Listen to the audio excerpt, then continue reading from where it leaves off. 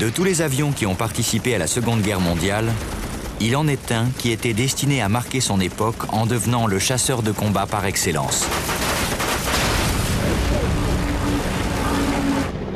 Le P-51 Mustang, une incroyable combinaison de vitesse, de rayon d'action et de puissance de feu.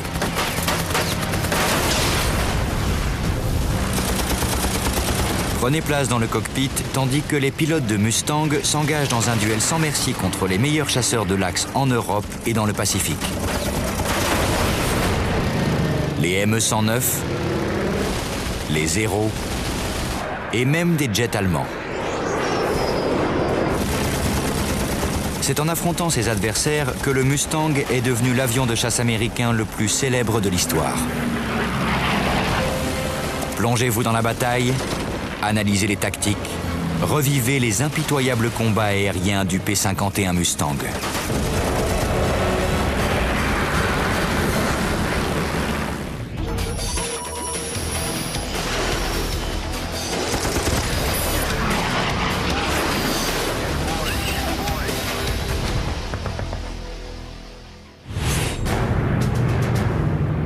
« 2 novembre 1944. 16 P-51 Mustang appartenant au 352e groupe de combat, les Blue-Nosed Bastards de Bodney, s'enfoncent jusqu'au cœur de l'espace aérien ennemi. Le capitaine Donald Bryan est leader d'une formation de 8 appareils. Son escadrille doit rejoindre des B-17 et les escorter jusqu'à la raffinerie de pétrole de Meersburg en Allemagne.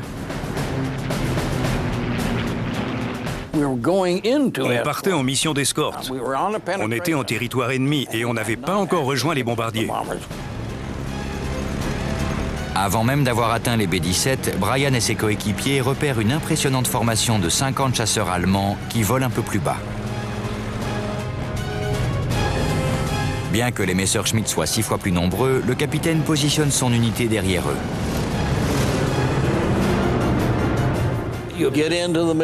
Vous foncez dans le tas en volant suffisamment vite pour ne pas vous faire abattre et vous descendez ces salopards. L'assourdissant cri de guerre des 8 moteurs Rolls-Royce Merlin déchire le ciel.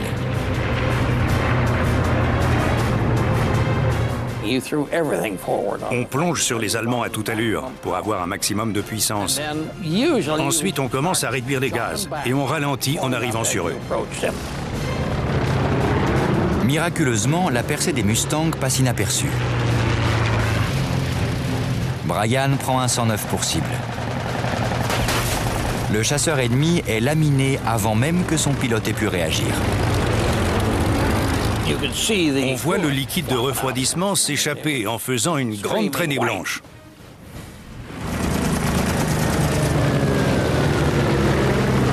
L'Américain remonte après son attaque. La tactique des P-51 fonctionne. Les ME-109 se dispersent. C'était notre but. On voulait briser leur formation. À partir de là et jusqu'à la fin du combat, le ciel était rempli d'avions. Il y en avait partout. Mais il n'y avait pas tellement de P-51. Don Bryan se positionne derrière un autre Messerschmitt 109, dosant la direction et les gaz d'une main experte. Le P-51D, je le dis et je le maintiens, est l'avion le plus fonctionnel qui ait jamais été conçu. Tous les instruments et les commandes étaient placés exactement à l'endroit idéal. Votre main gauche tombe juste sur les commandes des volets et des compensateurs. Les gaz et la manette d'hélice sont pile au bon endroit. La disposition des instruments est parfaite. On pourrait piloter cet avion les yeux fermés. Le capitaine a le doigt posé sur la détente. Soudain, il entend dans sa radio la voix affolée d'un de ses ailiers. Bryan a un avion ennemi dans ses 6 heures. Il réagit avec calme et efficacité. Tout ce que vous avez à faire, c'est tirer à fond sur le manche et braquer la direction au maximum. Si votre vitesse est suffisamment élevée, vous faites un tour rapide sur vous-même. Vous faites un tonneau, ça vous ralentit et ensuite vous redressez. Sa manœuvre le débarrasse de l'Allemand, mais ses ailiers sont pris de court. Ils n'ont pas fait de tonneau, ils ont continué. Puis Brian repère une cible qui tombe à point nommé. Une formation de 8 ME-109 qui vole en direction des bombardiers. Il décide de viser le dernier avion de l'escadrille. Il est juste derrière l'ennemi dans une position d'attaque idéale. Je choisis toujours le dernier. L'Américain abat le Messerschmitt retardataire, puis vire et s'éloigne rapidement. Contre toute attente, un autre 109 apparaît juste devant lui.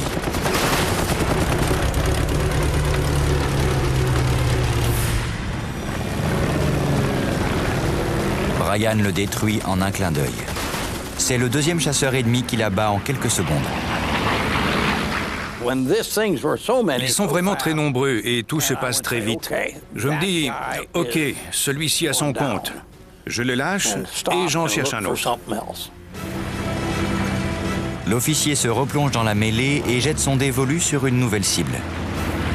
Mais en l'absence de ses ailiers, il est exposé. Il voit un éclair métallique dans son rétroviseur. C'est un 109 qui s'approche dans ses 6 heures. Brian fait un break à gauche, puis vire sur l'aile et change de direction. Mais le pilote allemand s'accroche au Mustang et ne lui laisse aucun répit. J'avais le meilleur P-51 de toute l'escadrille et ce type se débrouillait mieux que moi. C'est ça qui m'a vraiment donné des sueurs. Ce pilote de la Luftwaffe surpasse tous ceux qu'il a croisés jusqu'alors. Donald Bryan va subir l'épreuve ultime. Il va devoir prouver son habileté aux commandes du Mustang.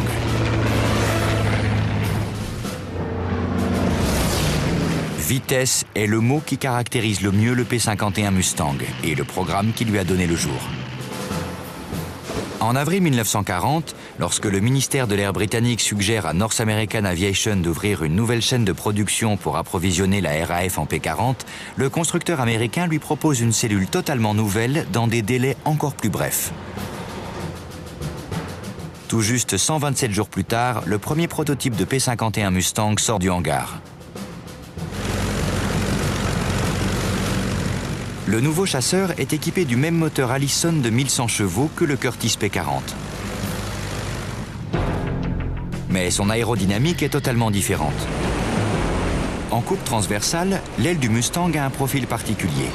Elle est étroite sur le bord d'attaque et plus épaisse au centre, avec une courbure identique sur les faces supérieures et inférieures.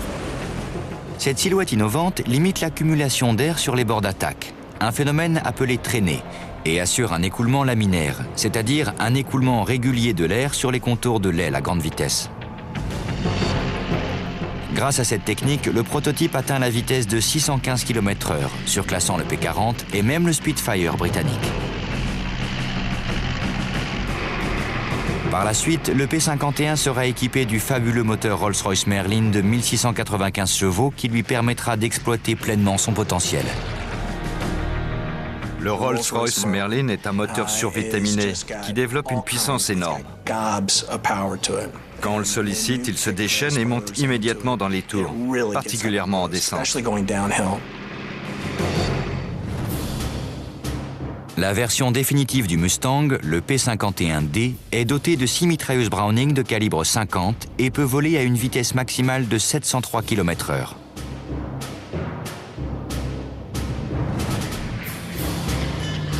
Le P-51 était supérieur au Messerschmitt 109 classique et au Focke-Wulf 190 à n'importe quelle altitude. Comparé au ME-109, le chasseur allemand le plus largement produit, le Mustang ne présente pour ainsi dire que des avantages. Il est beaucoup plus rapide, légèrement plus maniable, son rayon d'action est plus étendu et son plafond de service plus élevé. Malgré cela, Don Bryan tente désespérément de se débarrasser d'un ME-109 particulièrement tenace. Son Mustang ne parvient pas à distancer l'Allemand en montée. Il est au bord du décrochage. À l'époque, on qualifiait les ME-109 de proie facile. Alors, il était hors de question que je laisse celui-ci me donner une leçon. Le capitaine effectue un plongeon. Le 109 suit sa trajectoire sans difficulté. J'ai eu quelques frayeurs. Le masque à oxygène était censé rester en place à 4G, mais je devais le tenir parce que je transpirais. Et la sueur le faisait glisser sur mon menton. L'Allemand le rattrape peu à peu. Il vire plus vite que moi. Il se rapproche par l'arrière et finit par pointer ses canons vers moi. Je dis bien vers moi et pas sur moi. Sinon, il aurait appuyé sur la détente et il m'aurait eu.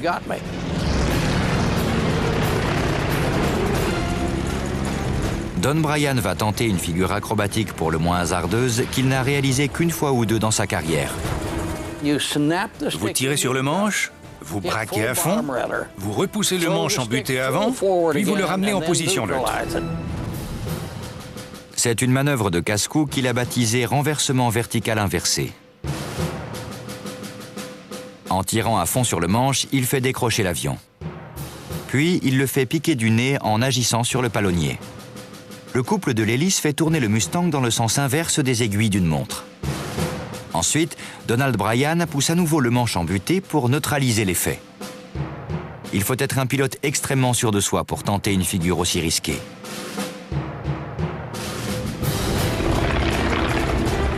L'Américain tire sur le manche de toutes ses forces.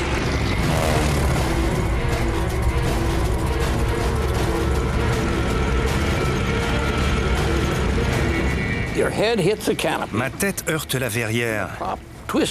L'hélice fait tournoyer mon avion. Ma vitesse est réduite à néant. Et je chute de 2000 pieds avant de retrouver assez de vitesse pour voler. Et en réalisant cette manœuvre, je parviens à me débarrasser du type qui était à mes trousses en une fraction de seconde. Grâce à cette ingénieuse tactique, Bryan vient d'échapper à une mort certaine. Le Mustang tombe en chute libre pendant 5 interminables secondes avant que son hélice Hamilton Standard ne recommence à fournir assez de puissance. Le capitaine s'en est sorti, de justesse. Croyez-moi, je ne suis pas retourné le chercher. Mais il ne met pas pour autant le cap sur sa base. Il est toujours plongé au milieu de cette mêlée frénétique. Il y avait des avions partout dans le ciel, et les amis n'étaient vraiment pas nombreux. Il repère un de ses coéquipiers harcelé par un chasseur ennemi juste en dessous de lui. Bryan est ici. Le Messerschmitt 109 est là. Il poursuit un autre Mustang plus bas dans les nuages.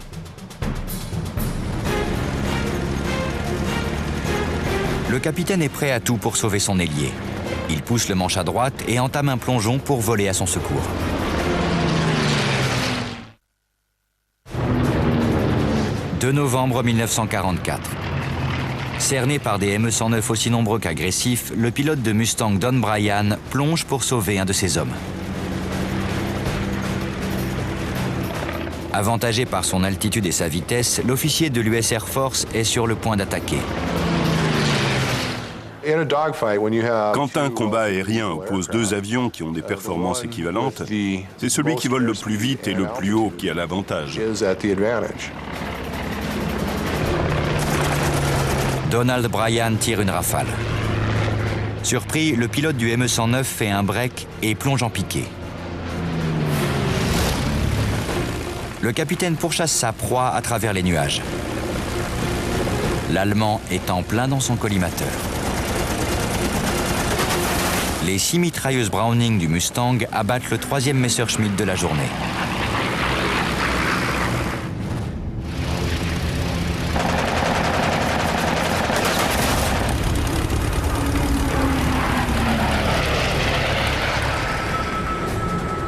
Bryan se range en formation avec un autre Mustang. Mais il y a encore des avions ennemis dans les environs. À 10 000 pieds d'altitude, l'Américain repère 2 autres chasseurs ME-109 de la Luftwaffe qui volent 5 000 pieds plus bas dans la direction opposée. 4 des 6 mitrailleuses de son P-51 sont déjà vides. Je commence à manquer de munitions. Et finalement, pour affronter ces avions, il ne me reste plus que mes 2 mitrailleuses internes. Mais il n'est pas question de laisser les 109 s'échapper. Bryan et son ailier font un split-S. Leur manœuvre les amène directement derrière les Allemands.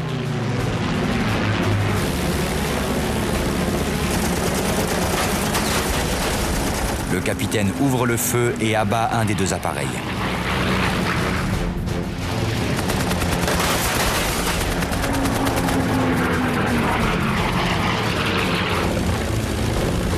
Il augmente les gaz afin de se rapprocher du leader. Arrivé à 70 mètres derrière le Messerschmitt, il appuie sur la détente.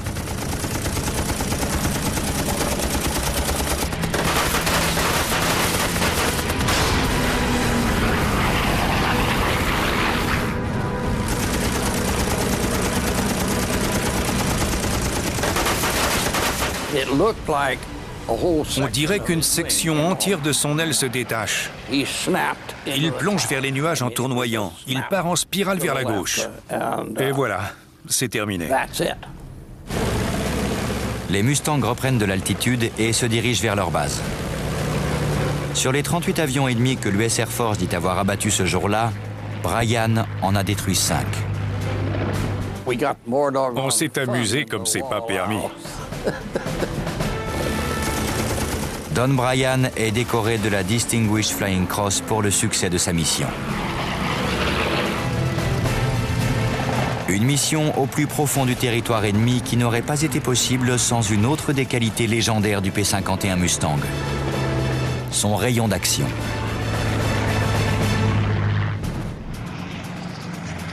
Les ailes à écoulement laminaire et la cellule aérodynamique du Mustang réduisaient la traînée et par conséquent la consommation d'essence. Le carburant représentait plus de 25% de ces 5 tonnes de poids maximum au décollage. Dans ces conditions, la distance franchissable du P-51 dépassait les 3000 km, c'est-à-dire 2 fois celle des autres chasseurs alliés monomoteurs.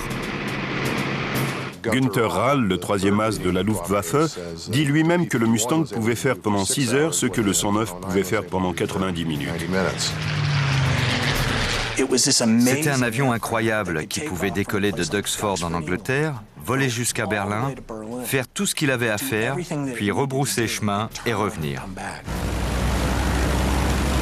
La réputation du Mustang s'est faite en Europe, mais il a aussi servi dans le Pacifique où il était considéré comme le seul chasseur monomoteur suffisamment endurant pour escorter les bombardiers de l'île d'Iwo Jima jusqu'au Japon.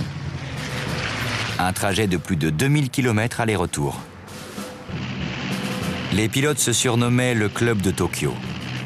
Les avantages réservés aux membres, mauvais temps, épuisement, DCA et chasseurs ennemis.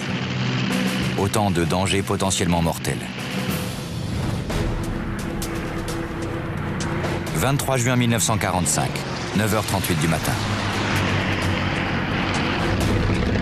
Des Mustangs du 47e Fighter Squadron décollent de l'île d'Iwo Jima. Le but de leur mission à très longue portée est de mitrailler une base aérienne située au nord de Tokyo afin de détruire au sol les chasseurs ennemis qui pourraient menacer les bombardiers américains. Le lieutenant Robert Scamara est leader d'une formation de 4 P-51. On n'était pas forcé de voler en formation serrée, mais c'est ce que je faisais pour ne pas m'endormir. J'avais du mal à rester éveillé. Ce qui est épuisant dans le Mustang, ce n'est pas la pression du harnais, ni la chaleur ou le manque de confort, c'est le bruit. Le bruit est absolument exténuant. Au-dessus de la métropole, les choses sérieuses commencent. Les 4 Mustangs de l'escadrille de Scamara se préparent pour l'attaque. On remonte et on se dirige vers l'ouest. On s'attend à trouver plein d'avions sur la base aérienne et à les mitrailler. Mais ils ont déjà décollé. Les Américains ont 7 chasseurs japonais en bas dans leurs 9 heures et 17 autres en haut dans leurs 7 heures. L'un des appareils ennemis prend Scamara pour cible.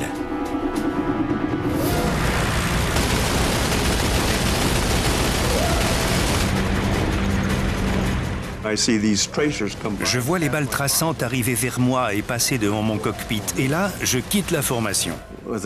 En temps normal, c'est strictement interdit. Mais quand quelqu'un me tire dessus, je me fiche pas mal du règlement. Je dégage aussitôt. Scamara et son ailier John Scanlan font un virage serré à gauche tandis que les balles traçantes zèbrent le ciel dans une tempête de feu et d'éclairs. À partir de là, ce n'est plus qu'un grand combat, un avion après l'autre. Le lieutenant aperçoit un zéro devant lui. Le Mustang P-51D est l'un des tout premiers chasseurs équipés d'un système de visée assistée, le collimateur gyroscopique K-14. On était censé connaître l'envergure des avions ennemis, par exemple 11 mètres. On entrait cette valeur et ça ajustait le tir. On n'avait qu'à garder l'avion dans le collimateur. La visée de Scamara est si précise qu'une petite rafale de mitrailleuse est suffisante. Dévasté, le Zéro fonce vers le sol. Soudain, l'Américain aperçoit deux chasseurs japonais Kawanishi N1K, aussi appelés George, un peu plus bas, à 9 heures.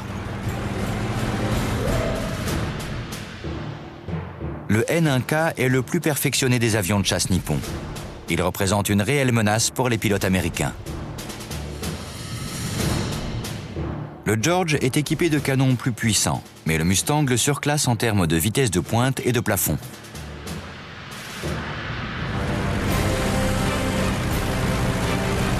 Scamara vire sur l'aile et effectue un plongeon. Les P-51 fondent sur leur proie. « 23 juin 1945. Cerné par une nuée d'appareils ennemis, le lieutenant Robert Scamara et son ailier John Scanlan se rapprochent à grande vitesse de deux chasseurs George japonais. J'avais dit à Scanlan, si on croise deux avions, je me charge du leader et toi tu t'occupes de son coéquipier.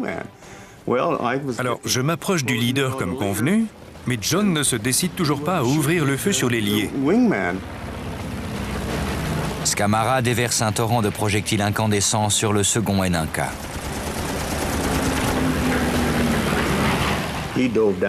Il part en plongeon.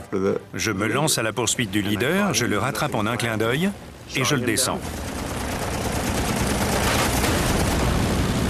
Deuxième victoire pour l'Américain. Sa stratégie consiste à frapper vite et à rester mobile. Je tire des rafales courtes pour ne pas surchauffer mes canons. Et puis, de toute façon, les avions japonais n'ont pas de blindage. Ils sont faciles à abattre. De ce côté-là, il n'y a pas de problème. Robert Scamara engage plusieurs autres appareils ennemis et parvient à en toucher 3. Quelle que soit ma direction, j'ai un chasseur japonais devant moi. Je n'ai pas trop de manœuvres à faire pour passer de l'un à l'autre.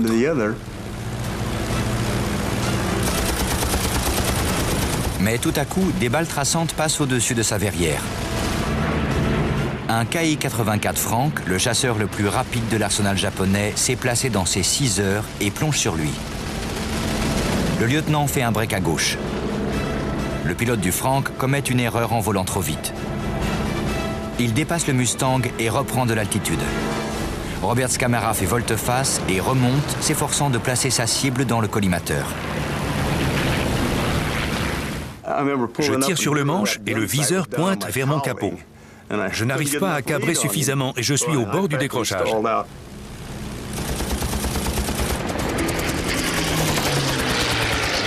L'officier parvient à tirer une courte rafale avant d'être contraint de plonger.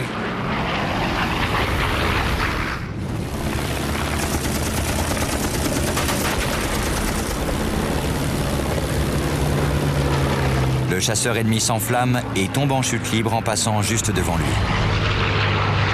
Troisième victoire.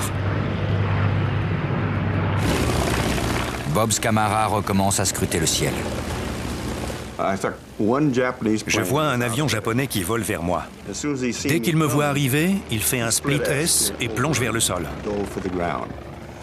Bien que ce soit déconseillé, je décide de le suivre. Le lieutenant se lance à la poursuite de l'Oscar, mais il commence à s'inquiéter de son niveau de carburant. Alors je me dis, tant pis, qu'il fiche le camp. Je tire sur le manche et j'utilise ma vitesse pour remonter aussi haut que possible. Toutes ces manœuvres l'ont éloigné de ses coéquipiers qui restent introuvables. Il est désormais seul. Soudain, il aperçoit quelque chose près de son aile gauche. Je me rends compte que Scanlan est toujours à côté de moi. Jusque-là, je ne l'avais même pas remarqué. Aussi incroyable que cela puisse paraître, Scanlan a suivi son leader dans chacune de ses manœuvres. Scamara décide de voler vers le point de ralliement. Je lui demande de se mettre en formation de support mutuel en faisant un petit mouvement des ailes. Il s'éloigne et on vole en parallèle à 400 mètres de distance. Comme ça, chacun peut surveiller les arrières de l'autre. Très rapidement, le lieutenant voit une terrible menace planer sur son ailier. Un 0 s'est placé dans ses 6 heures. Je tourne dans sa direction, mais je n'arrive pas à le rejoindre. Je hurle dans la radio, « Fais quelque chose, il y a un chasseur japonais qui arrive derrière toi !» Mais il est trop tard. Les canons de 20 mm du 0 transpercent les ailes de Scanlan et elle s'embrase aussitôt. Il a ôté sa verrière et il a sauté parce qu'il devait commencer à faire très chaud dans son cockpit. Scamara vole en cercle autour du parachute de son ailier, tirant sur tous les avions japonais qui se trouvent à portée de canon. Je continue à leur tirer dessus pour les éloigner. Et très vite, 4 de mes mitrailleuses tombent à sec. Il m'en reste encore 2, mais elles n'ont que 100 balles de plus que les 4 autres. Le lieutenant ne peut rien faire de plus pour Scanlan. Il bat en retraite et met le cap sur sa base.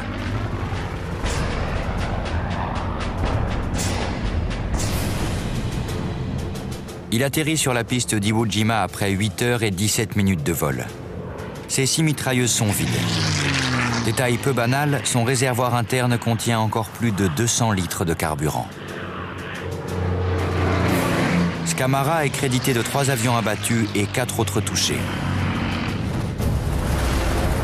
Malheureusement, John Scanlan ne rentrera pas vivant de cette mission. Environ 3 ans plus tard, j'ai lu dans le journal un article qui disait que 2 ou 3 femmes avaient été acquittées d'un crime de guerre. Et leur crime, c'était d'avoir sorti Scanlan de l'infirmerie pour le livrer à une foule de civils hostiles. Ils avaient exigé qu'on leur amène John. Alors elles sont allées le chercher, elles l'ont remis aux émeutiers et il s'est fait lyncher. C'est comme ça que j'ai appris ce qui lui était arrivé. J'aurais renoncé à ces 3 victoires avec plaisir si ça avait pu sauver John, mais ça ne s'est pas passé comme ça.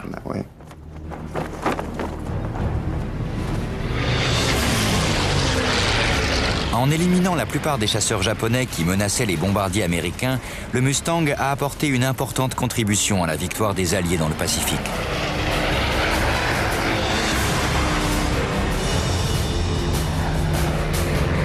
Pendant ce temps, en Europe, les pilotes de Mustang étaient parmi les premiers à affronter l'arme secrète la plus terrible du Troisième Reich, le chasseur à réaction. 7 avril 1945. Un P-51 solitaire grimpe en flèche au-dessus d'une vaste formation de bombardiers B-24 qui s'enfonce au cœur du territoire allemand. Le pilote du Mustang, le lieutenant Richard Candelaria, est le premier à se positionner au-dessus des bombardiers. Tous ses coéquipiers sont encore plongés dans l'épaisse couche de nuages bas. J'arrive au point de rendez-vous environ 3 minutes avant le reste de l'escadrille. Mes ailiers m'appellent et me disent « on sera là dans 2 ou 3 minutes ». Candelaria surveille les alentours, promenant son regard dans toutes les directions.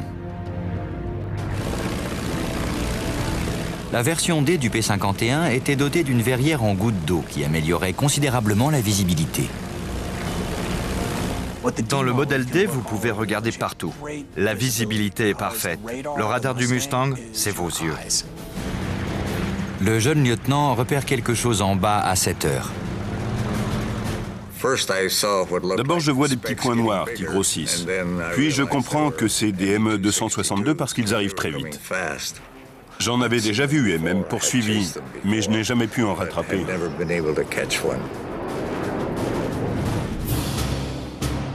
Le ME-262 est le premier chasseur à réaction opérationnelle de l'histoire. C'est un bond en avant dans la technologie qui déterminera l'avenir du combat aérien.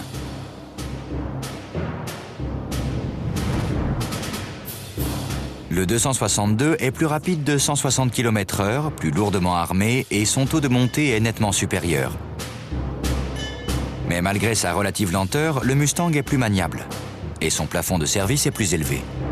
Les pilotes pouvaient donc utiliser ce surcroît d'altitude pour gagner de la vitesse. Les ME-262 sont ici. Ils se rapprochent rapidement des bombardiers. Candelaria est là. Un Mustang isolé contre 2 chasseurs à réaction. La seule chose que je puisse faire pour les arrêter, c'est de foncer droit sur eux. Il fait un virage à gauche et entame un plongeon. Le P-51 accélère. Sa vitesse dépasse les 700 km/h. Son moteur Merlin se déchaîne dans un rugissement. Le lieutenant vire et fonce tête baissée vers les 2 appareils ennemis. 7 avril 1945. Le lieutenant Richard Candelaria plonge en piqué sur 2 chasseurs à réaction allemands qui menacent une formation de bombardiers américains. Il se place en position de tir, mais les pilotes ennemis le prennent de court.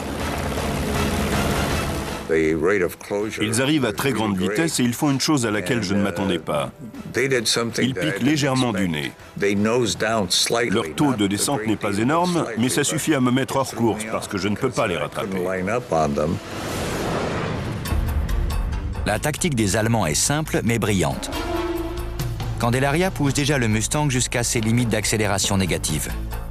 S'il descend encore plus vite, il risque d'être victime du voile rouge et de perdre le contrôle de son avion. Les chasseurs ennemis vont bientôt le croiser. Il doit entreprendre quelque chose. Ils sont sur le point de passer en dessous de moi. Et comme j'ai encore mes réservoirs externes, je décide de les larguer en me disant qu'avec un peu de chance, ils tomberont peut-être sur eux.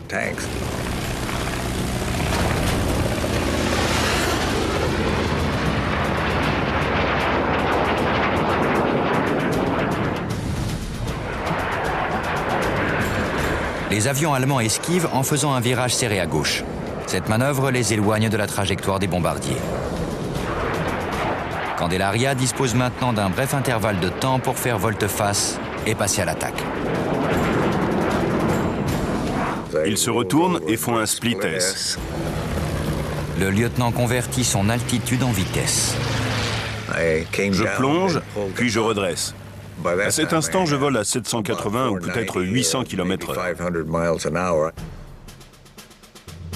Candelaria fait un split S qui l'amène à l'intérieur du virage de ses adversaires.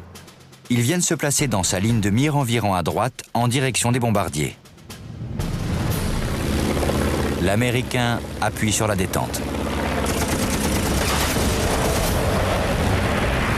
Je crois voir quelque chose scintiller juste derrière le cockpit et le réacteur droit commence à cracher de la fumée noire. Donc je sais que j'ai au moins touché le moteur. Endommagé, le chasseur plonge sous les nuages. Candelaria n'est pas certain d'avoir abattu le 262, mais il n'a guère le temps d'y penser. Alors que je commence à me stabiliser, je vois comme des balles de tennis enflammées passer devant mon aile droite.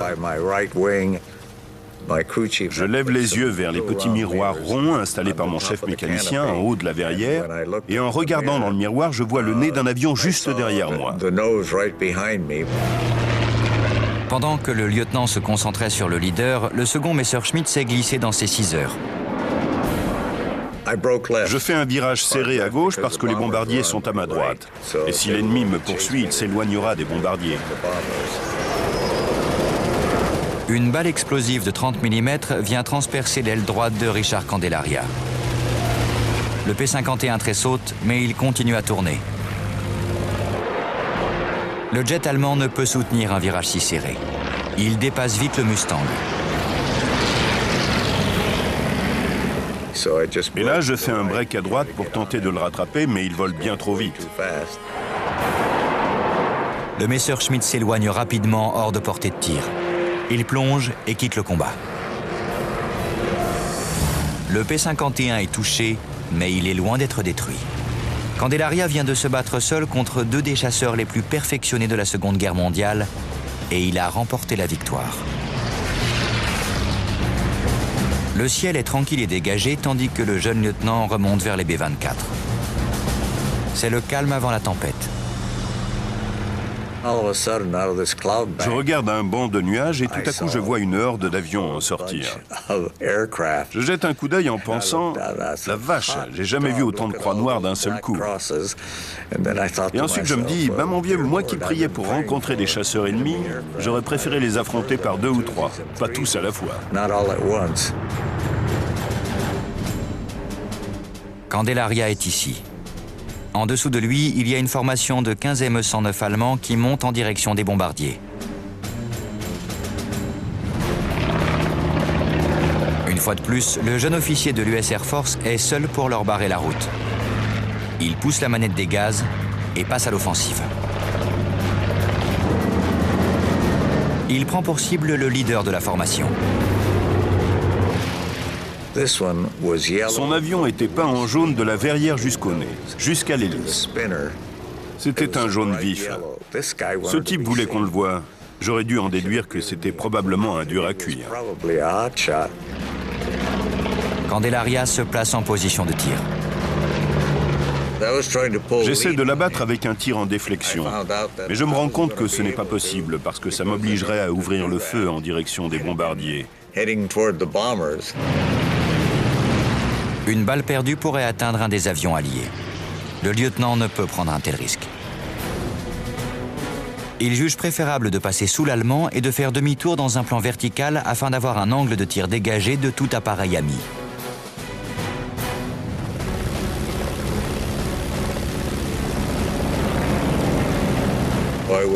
Alors je passe en dessous. Je passe juste en dessous de lui, sous son aile gauche, et je remonte. Candelaria tire de toutes ses forces sur le manche. Il subit une accélération insoutenable de 6 G.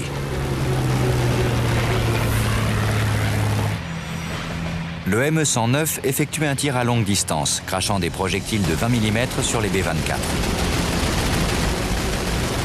Un des moteurs du bombardier le plus proche est touché.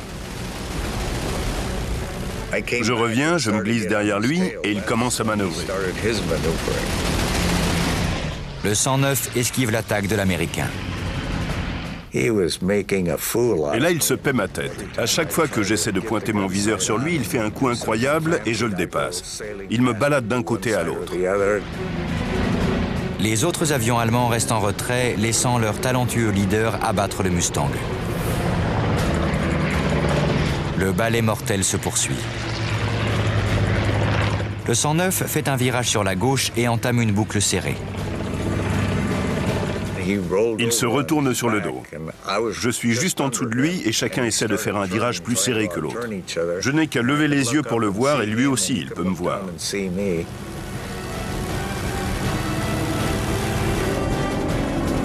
Candelaria est dépassé par la dextérité de l'Allemand.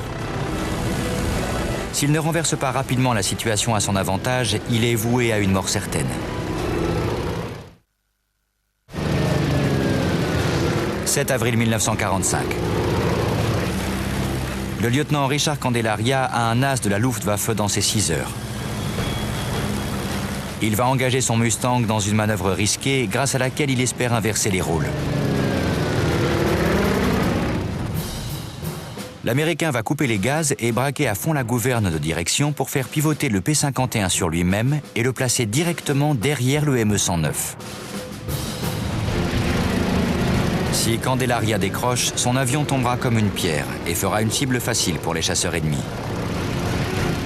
Je tire à fond sur le manche jusqu'à la limite du décrochage. Je réduis les gaz, j'écrase la pédale gauche du palonnier. Mon 51 fait un tour et se place presque derrière lui.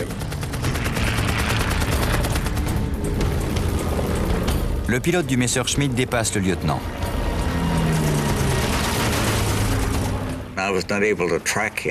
Je ne peux pas le viser, le collimateur est un peu trop lent, alors je ne réussis qu'à toucher son aile. J'anticipe juste sa trajectoire et j'appuie sur la détente. Quand il commence à fumer et à descendre en tournoyant, je me lance à sa poursuite.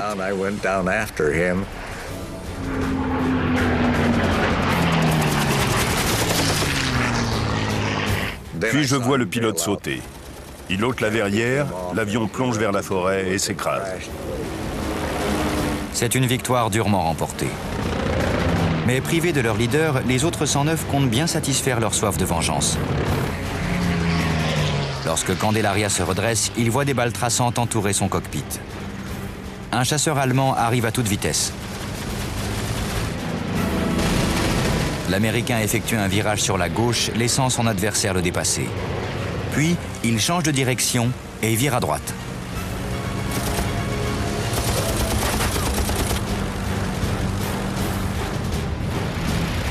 Quelques tirs bien ajustés suffisent à convaincre l'Allemand de sauter. Je dégage presque immédiatement parce qu'il y a quelqu'un d'autre derrière moi.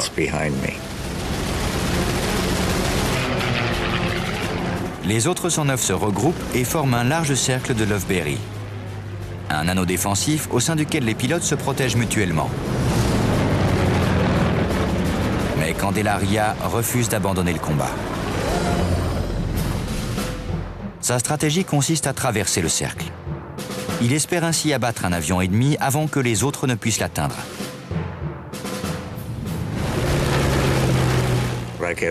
Je traverse le Loveberry en passant de plus en plus près, jusqu'à ce que j'aie une nouvelle occasion de tirer.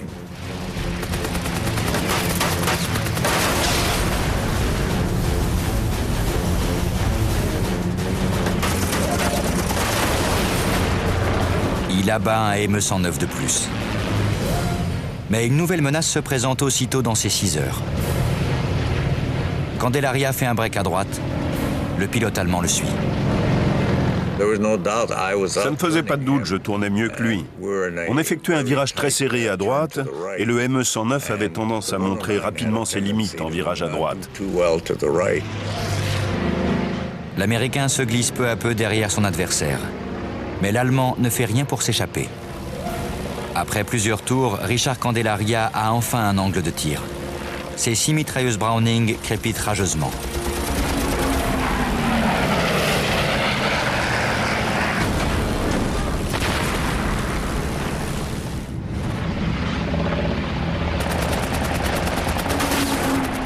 Il décroche brusquement, s'écrase, puis rebondit sur le sol.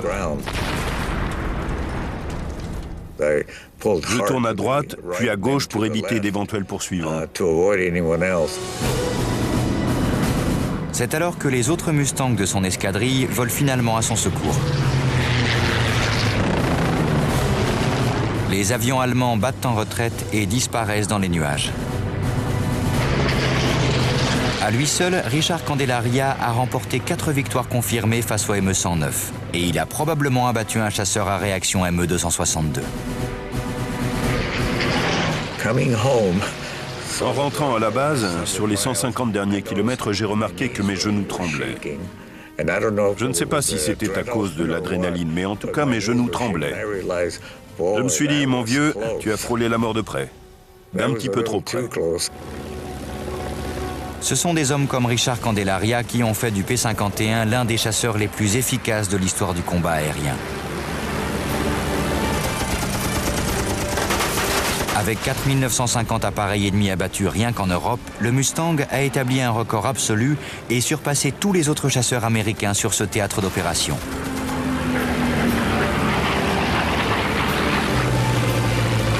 Le Mustang est un symbole de la Seconde Guerre mondiale. Mais aujourd'hui encore, sa légende se perpétue grâce aux courses et aux shows aériens organisés partout dans le monde. En tant que civil, j'ai beaucoup de chance de voler avec les gars de l'US Air Force Heritage Flight Program. On pilote des Mustangs en formation avec des Raptor, des A-10, des F-15, des F-16. Sans l'ombre d'un doute, si vous demandez à ces pilotes dans quel avion ils aimeraient voler, ils répondront le Mustang.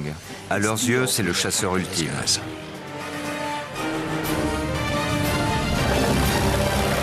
Le P-51 Mustang demeure un grand classique, une terrible machine de guerre à la beauté sculpturale et un symbole persistant de la puissance aérienne des États-Unis d'Amérique.